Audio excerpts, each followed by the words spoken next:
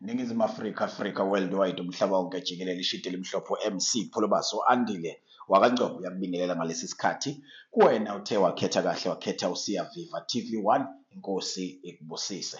Amadlozi akini, inyanya zakho azibe nawe usuku nosuku. Sikulethela-ke uhlelo oluseqopheleni eliphezulu olubizwa ngokuthi iziko labelaphi, lapho khona esipheka khona abalaphi bendabuko ngobhodwana omncane kumlilo wequbula.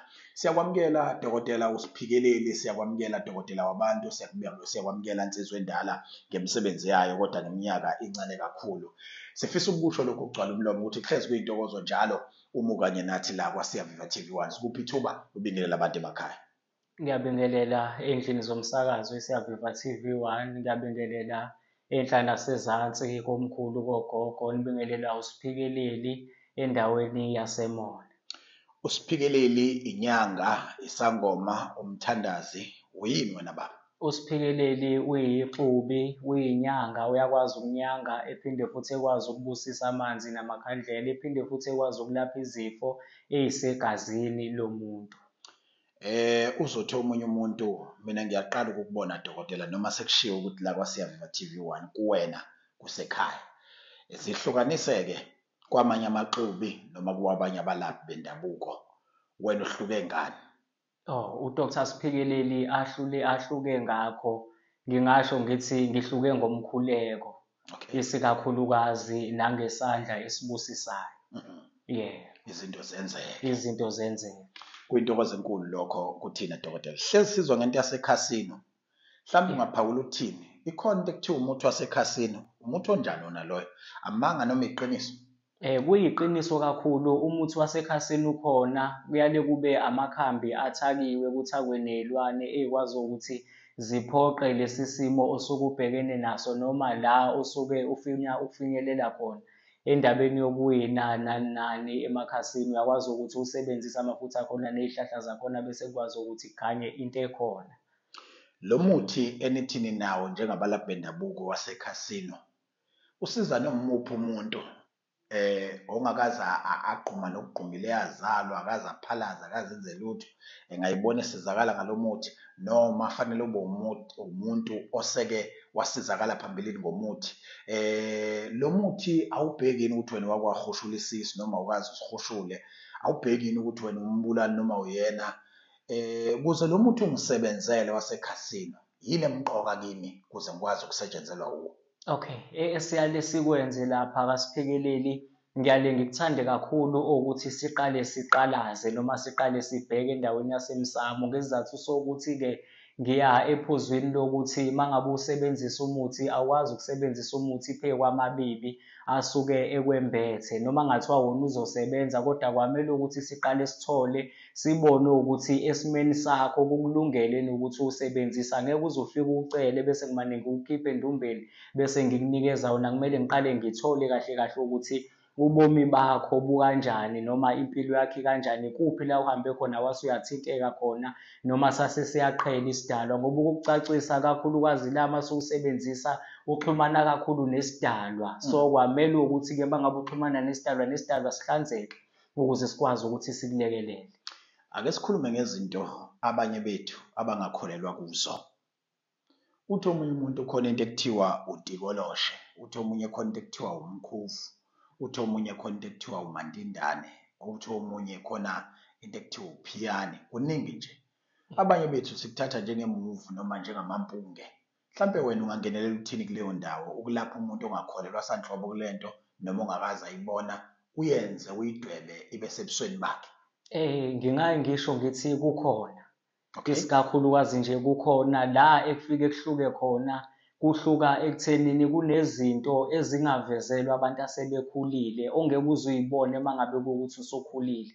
Isikakhulukazi lezo y'lwane kanjalo eziyingozi njengotokoloshe. Utokoloshe ukwazi ukuthi ubonwe ingane uma ngabe kuwukuthi intombazane engakayi esikhathini, osawusana nje oluncane, iyakwazi ukuthi iwubone, hlampe linganiseka eminyakeni ewu-7 kuya ko-8 kanje, iyakwazi ukuthi iwubone. Bese kuzothi uphiyano, akulula nalo ukuthi ungakwazi ukulibona ngoba liyaqhela, alihlali eduze nemizi. Kuyale kube ileyo nhlanhla uma ngabe ulibonile ngoba nalo liyinhlanhla ngokwalo.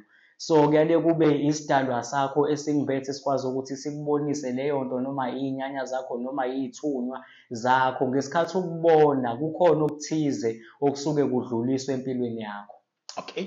Yeah. Dokotela uSiphikeleli ukhuluma no-MC Pholobaso Andile wakwaNgcobo la kuSiyaviva TV1. Usixolele mawukuthi imibuzo yethu uyizwa imibuzo mhlambe egcine efuna ukuguguluda ithebe ngamanye amazwi singene naseyimfihlweni zomsebenzi wenu, kodwa inhloso ukulekelela umuntu osekhaya, ikakhulukazi uma sikhuluma nawe siyakhululeka ngoba umuntu kakhulu ongakunqeni ukushare information nomphakathi ngenhloso ukuthi abantu bengadlali abanye abantu. Yeah.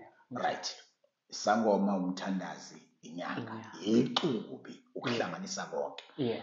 Ake sibuye singene esigabeni sokuthi kuyiqiniso noma kwamanga ukuthi ukhona umuntu owathwasa emanzini.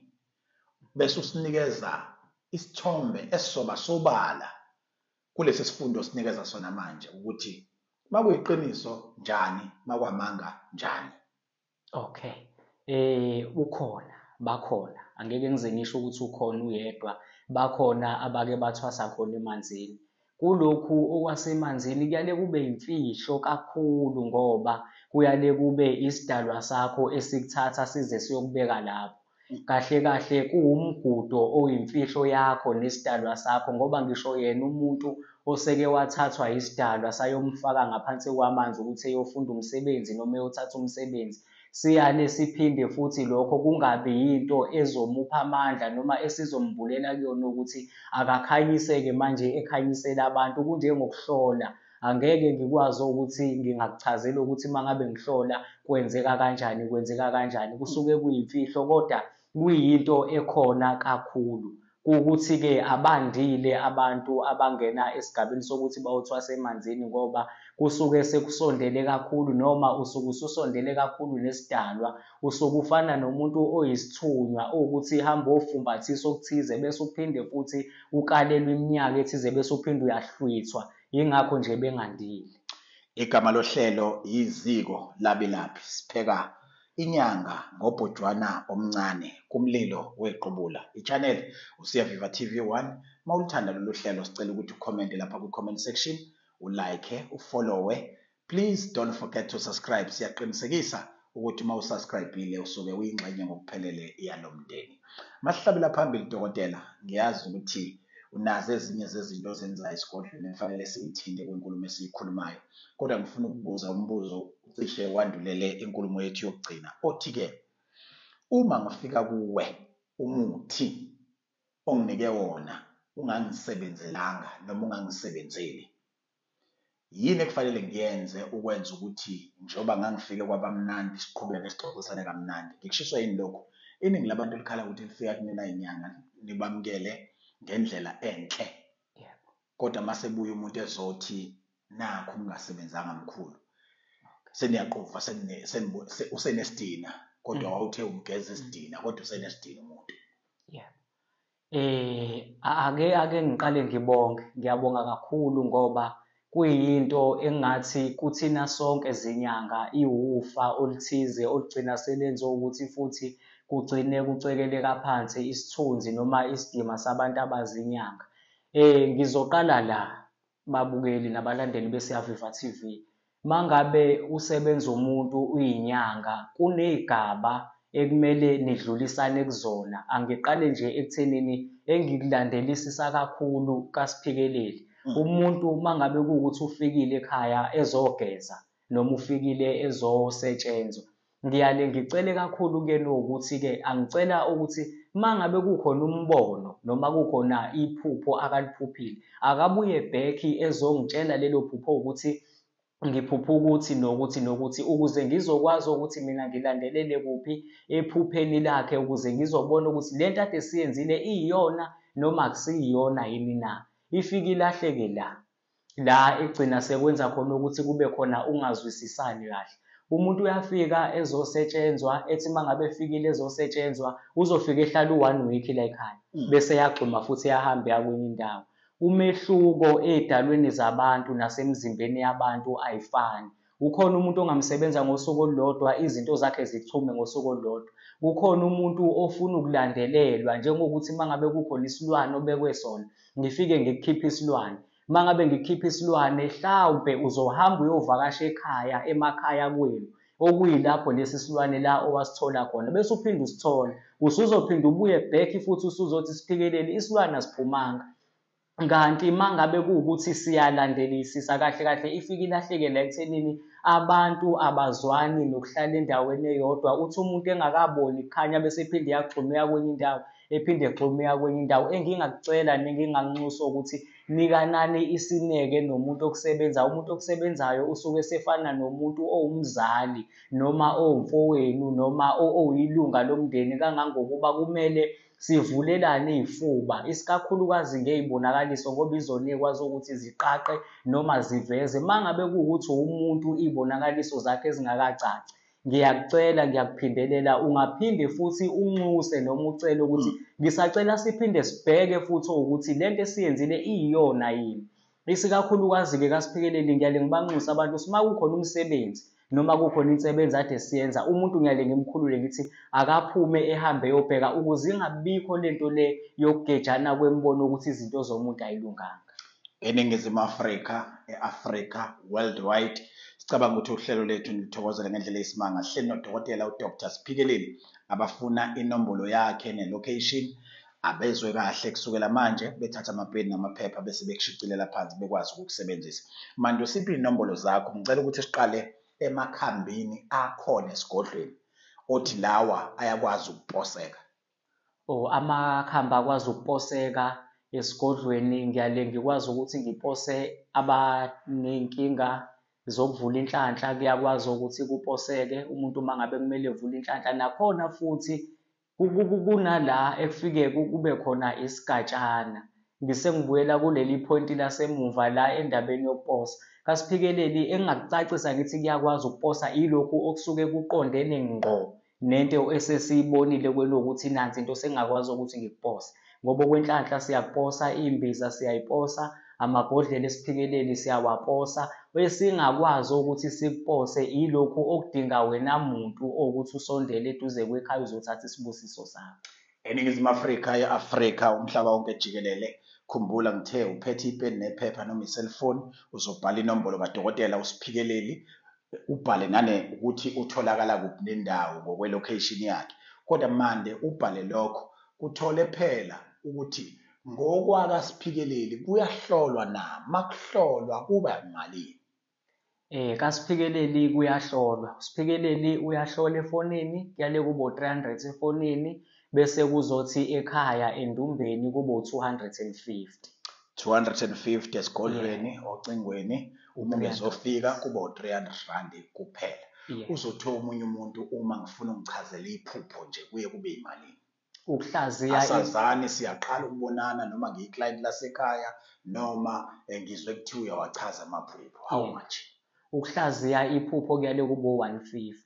Only 150 rand. Ku-150 rand kuphela ukuchazelwa amaphupho kwadokotela uSiphikeleli. Uma umuntu efika kuwena, ujwayele ukufika nenkinga. Akuyena-ke yedwa sekwafika, abaningi befika. Yiziphi iy'nkinga iningi labantu abeza kuwena abajwayele ukuzoyithula kanti futhi okukhali ekuthenini uyakwazi ukulwisana nazo? Okukhulu kakhulu yilokhu kokumbatha izinto ezingafanele.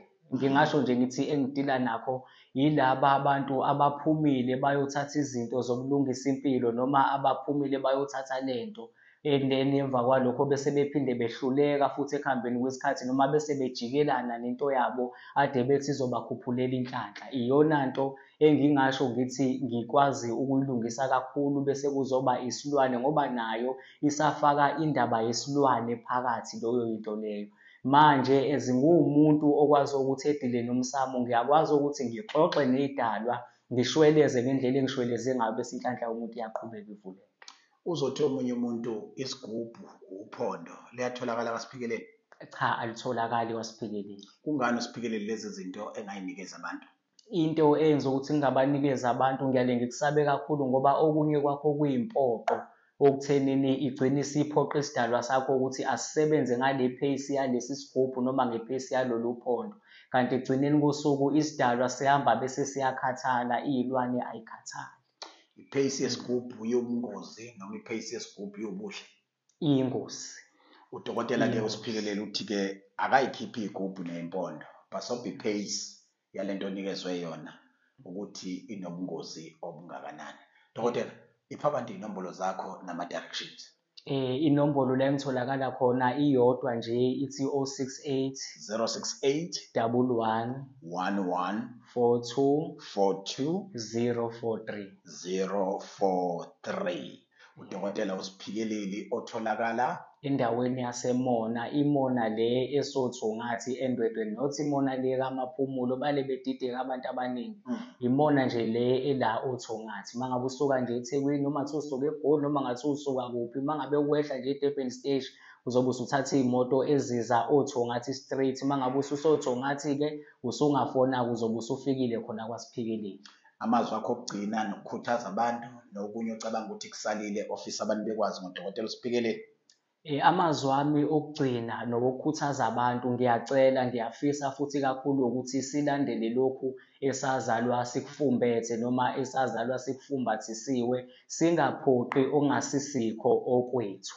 USiyaviva TV1, igama likadokotela uDr Siphikelele, indawo atholakala kuyo iseMona laphaya endwedwe othungathi. Kanti mina ngingu-MC Pholobasi, umabonakude wakho uSiyaviva TV1. Sibonga kakhulu ukuthi ube umlandeli nomthandi wohlelo Iziko Labelaphi. Sibonane kwividiyo elandelayo.